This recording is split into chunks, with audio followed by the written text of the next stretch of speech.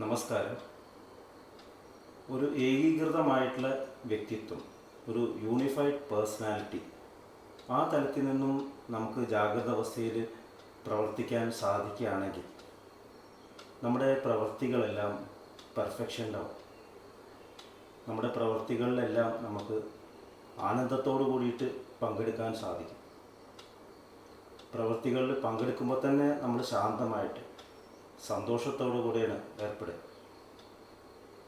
ഇപ്പോൾ ഒരു പ്രവൃത്തി നിർവഹിച്ചതിന് ശേഷം സമാധാനം ലഭിക്കും എന്നുള്ള ആ ചിന്താഗതിയിൽ ഉണ്ടാകുന്ന ബുദ്ധിമുട്ടുകളെക്കുറിച്ച് നമ്മൾ ഡിസ്കസ് ചെയ്തു.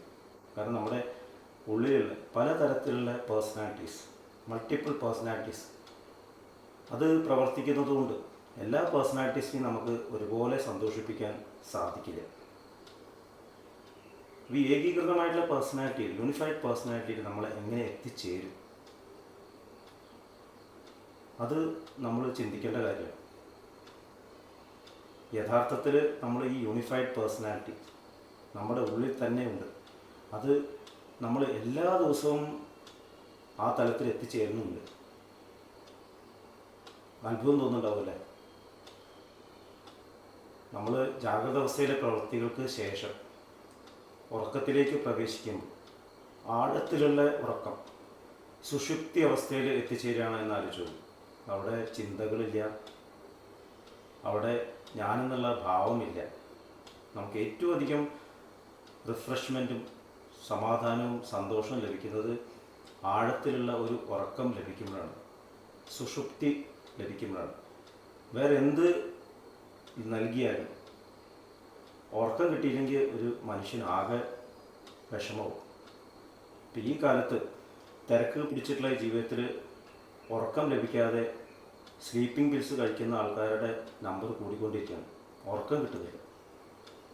ഒരുപാട് സമ്പത്തുണ്ട്, എല്ലാ വിധത്തിലുള്ള കഴിവുകളുണ്ടായിരിക്കാം, പക്ഷെ ഉറക്കം കിട്ടുന്നില്ല. നമ്മുടെ ജാഗ്രതാവസ്ഥയിലുള്ള ഇത്രയും നേട്ടങ്ങൾക്കൊന്നും നമുക്ക് ആ സുഷുപ്തി അവസ്ഥയിലേക്ക് എത്തിക്കാൻ സാധിക്കില്ല. നേരെ മറിച്ച് നിഷ്കളങ്കരായിട്ടുള്ള വ്യക്തികൾ സുഖമായിട്ട് കിടന്ന് ഉറങ്ങുന്നത് കാണാം. നമുക്ക് യാതൊരു സ്ട്രെസ്സുമില്ല. ഈ സുഷുപ്തി അവസ്ഥയിൽ എന്താ സംഭവിക്കുന്നത്? നമ്മുടെ ക്രിയേഷനിൽ നിന്നെല്ലാം വിഡ്രോ ചെയ്തിട്ട് ഞാൻ എൻ്റെ തന്നെ ഒറിജിനലായിട്ടുള്ള ആ പേഴ്സണാലിറ്റീസ് സെറ്റിൽഡായിട്ട് ഇരിക്കുകയാണ്. എത്ര നേരം ഉറങ്ങി എന്ന് നമുക്ക് ഓർമ്മയുണ്ടാവില്ല. ചിലപ്പോൾ 3-4 മണിക്കൂറും ഉറങ്ങിക്കഴിഞ്ഞിട്ടുണ്ടാവും. ഇത്രയും ഞാൻ ഉറങ്ങി എന്ന് ഉണർന്നു കഴിയുമ്പോൾ നമുക്ക് അത്ഭുതം തോന്നും. അപ്പോൾ സമയത്തിൻ്റെയും സ്പേസിൻ്റെയും ഡയമെൻഷൻസ് നമ്മൾ കടന്നു എന്നുള്ളത് ഇതിന് തന്നെ മനസ്സിലാവും. ഏതൊരു വ്യക്തിയും സുഷുപ്തി അവസ്ഥയിൽ ആ യൂണിഫൈഡ് പേഴ്സണാലിറ്റി എത്തിച്ചേരും. വേറൊരു കാര്യം എന്ന് പറഞ്ഞാൽ ആ ഒരു തരത്തിൽ സുഷുപ്തി അവസ്ഥയിൽ എല്ലാവരും ഒരുപോലെ തന്നെയാണ്.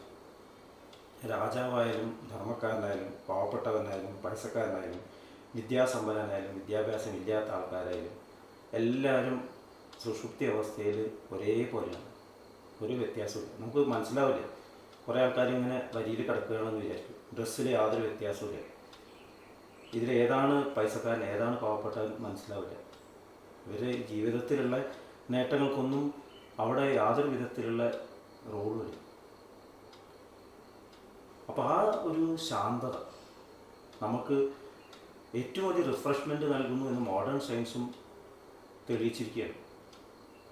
നമ്മുടെ ശരീരത്തിലെ കോശങ്ങളുടെ റീജനറേഷൻ, പിന്നെ ഡീടോക്സിഫിക്കേഷൻ, തലച്ചോറിൻ്റെ സെൽസിൻ്റെ പ്രവർത്തനം അത് ബാലൻസിലെത്തിക്കുക, ഹോർമോണൽ പ്രവൃത്തികളുടെ പ്രവർത്തനം ബാലൻസിലെത്തിക്കുക, നമ്മുടെ ഇമ്മ്യൂൺ സിസ്റ്റം, രോഗപ്രതിരോധ ശക്തിക്കുള്ള നമ്മുടെ ശരീരത്തിൻ്റെ കപ്പാസിറ്റി അത് ഡെവലപ്പ് ചെയ്യുക. ഇതൊക്കെ ഒരു ആഴത്തിലുള്ള ഉറക്കത്തിൽ മാത്രമേ സംഭവിക്കുള്ളൂ എന്നുള്ളത് മോഡേൺ സയൻസ് തെളിയിച്ചുകൊണ്ടിരിക്കുകയാണ്. അതുതന്നെ നമ്മൾ ജീവിതത്തിലെ ഋതത്തിനെ മാനിക്കണം. സിർക്കേഡിയൻ ഋതം, ഇപ്പോൾ രാത്രി ഉള്ള സമയങ്ങളിൽ 12 മണി തൊട്ട് 4 മണി വരെ ആ ഒരു പീരീഡ് നമ്മൾ ആഴത്തിൽ ഉറങ്ങണം. എങ്കിൽ മാത്രമേ ഇതിൻ്റെ ബെനിഫിറ്റ് കിട്ടൂ. പകലുറങ്ങിയിട്ട് കാര്യമില്ല. ഇപ്പോൾ നമ്മുടെ ശരീരത്തിലൊരു സിർക്കേഡിയൻ ഋതമുണ്ട്. പക്ഷേ ഈ ആഴത്തിലുള്ള ഉറക്കത്തിൽ എത്തിച്ചേർത്തിട്ട് തിരിച്ചു വരുമ്പോൾ നമ്മൾ ഉടനെ അത് നമ്മുടെ കയ്യിൽ നിന്ന് നഷ്ടപ്പെട്ടു പോകുന്നതായിട്ടാണ് കാണുന്നത്. ഉണർന്ന ഉടനെ നമുക്ക് പെട്ടെന്ന് പഴയ കാര്യങ്ങളെ പറ്റിയിട്ട് ഓർമ്മ വരുന്നു. അയ്യോ ഇത് ചെയ്യണം അത് ചെയ്യണം എന്നുള്ള ആ സ്ട്രെസ്സ്. അപ്പോൾ സ്ട്രെസ്സ് തിരിച്ചു വരികയാണ്. നമ്മുടെ ഈ സമാധാനം, സുഷുപ്തിയിൽ ലഭിച്ച സമാധാനത്തിനും ശാന്തതയ്ക്കും സന്തോഷത്തിനും നമ്മളെ സഹായിക്കാൻ സാധിക്കില്ല. എന്തുകൊണ്ടാണ് അങ്ങനെ സംഭവിക്കുന്നത്? കാരണം നമ്മൾ അവെയറല്ല, നമ്മൾ ബോധവാന്മാരല്ല, നമുക്കവിടെ ബോധം നിലനിർത്താൻ സാധിക്കുന്നില്ല. ഇപ്പോൾ ഒരു ഉദാഹരണം നമുക്ക് ചിന്തിച്ച് നോക്കിയാൽ മനസ്സിലാവും. കുട്ടിക്കാലത്ത് നമ്മൾ പല സ്ഥലങ്ങളിലും പേരൻസിൻ്റെ കൂടെ പോയിട്ടുണ്ടാവും. അവരുടെ കൂടെ പോയിട്ട് നമ്മൾ സീനറി അവരുടെ കൂടെ ആസ്വദിച്ചിട്ടുണ്ടാവും. ഇപ്പോൾ നമ്മളോട് ചോദിച്ചു കഴിഞ്ഞാൽ നമുക്ക് ഓർമ്മയുണ്ടാവില്ല, എല്ലാം മറന്നുപോയി. നമ്മൾ ആൽബത്തിൽ നോക്കുമ്പോൾ കാണുന്നത് ഇതൊക്കെ നമ്മൾ കണ്ടു കഴിഞ്ഞിരിക്കുന്നു, പക്ഷേ ഓർമ്മയില്ല. അല്ലെങ്കിൽ നമ്മൾ യാത്ര ചെയ്യുമ്പോൾ ഉറങ്ങിയ ഒരു യാത്രയെക്കുറിച്ച് ആലോചിച്ചു പോകും. നമ്മൾ യാത്രയിൽ ഉടനീളം ഉറക്കമായിരുന്നു, നമ്മൾ പോയി തിരിച്ചു വന്നു, പക്ഷേ യാതൊരു വിധത്തിലും ഓർമ്മയില്ല. അങ്ങനെയുള്ളൊരു യാത്ര കൊണ്ട് നമുക്ക് യാതൊരു ബെനിഫിറ്റ് കിട്ടുന്നില്ല. നമുക്ക് വേറെ ഒരാൾക്ക് പറഞ്ഞു കൊടുക്കാനും സാധിക്കില്ല, നമുക്ക് ആ യാത്രാനുഭവം നമ്മുടെ ജീവിതത്തിൽ ഉപയോഗിക്കാനും സാധിക്കത്തില്ല. അപ്പോൾ ഈ ഒരു കാര്യം തന്നെയാണ് നമ്മൾ സുഷുപ്തി അവസ്ഥയിലേക്ക് പ്രവേശിക്കുമ്പോഴും സംഭവിക്കുന്നത്. അപ്പോൾ നമ്മുടെ ഉള്ളിലുള്ള മനസ്സിൻ്റെ ഒരുപാട് ഡയമെൻഷൻസ് മറികടന്നിട്ട്, അതേക്കുറിച്ച് നമുക്ക് കൂടുതൽ ഡിസ്കസ് ചെയ്യാം. സമയത്തിൻ്റെ തന്നെ പല ഡയമെൻഷൻസ് കടന്നു വന്നിട്ടാണ് നമ്മൾ സുഷുപ്തി അവസ്ഥയിലേക്ക് എത്തിച്ചേരുന്നത്. നമ്മൾ അവിടെ നിന്നും അവെയറല്ല, നമ്മൾ ഏത് കൂടെ എല്ലാം പോയി എന്ന അവെയറല്ല. നമ്മൾ സ്വപ്നം ഓർക്കാൻ ശ്രമിക്കുമ്പോൾ തന്നെ സ്വപ്നം തന്നെ നമ്മൾ വിസ്മരിച്ചു പോകും, അത് നമ്മൾ അവെയറല്ല.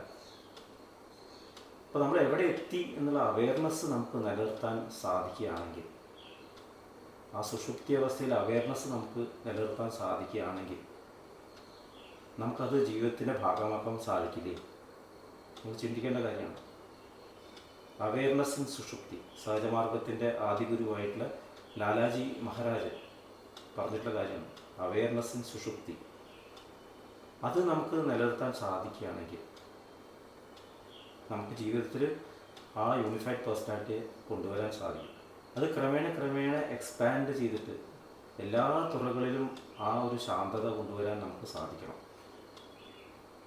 ഇപ്പോൾ രണ്ടാമത്തെ ഭാഗം എന്ന് പറഞ്ഞാൽ അവെയർനെസ് ഉണ്ടായ പോലെ, ആ അവെയർനെസ് നമ്മൾ ഈ ഉണർന്നിരിക്കുന്ന അവസ്ഥയിൽ here and now, space and time ഡയമെൻഷനിൽ ശരീരവും മനസ്സും ബുദ്ധിയും എല്ലാം പ്രവർത്തിക്കുന്ന ഈ ഡയമെൻഷനിൽ നമുക്കത് ഉപയോഗിക്കാൻ പറ്റണം.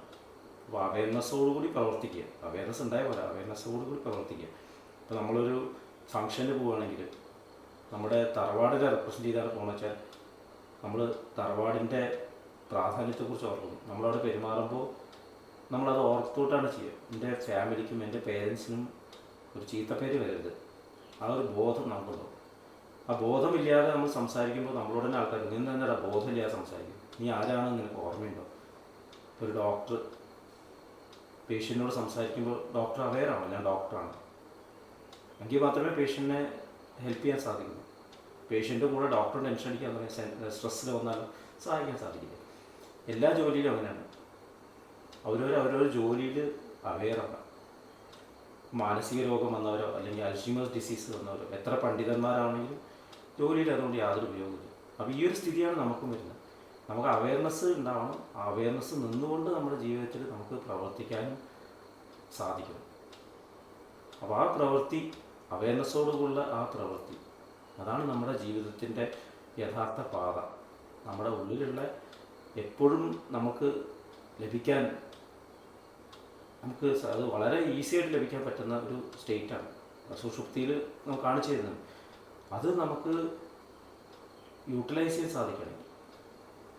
ഈ പാത തന്നെ നമ്മുടെ ജീവിതത്തിൻ്റെ ലക്ഷ്യമായിട്ടുള്ള പൂർണ്ണമായിട്ടുള്ള സമാധാനത്തിലേക്ക് നമ്മളെ എത്തിക്കില്ലേ?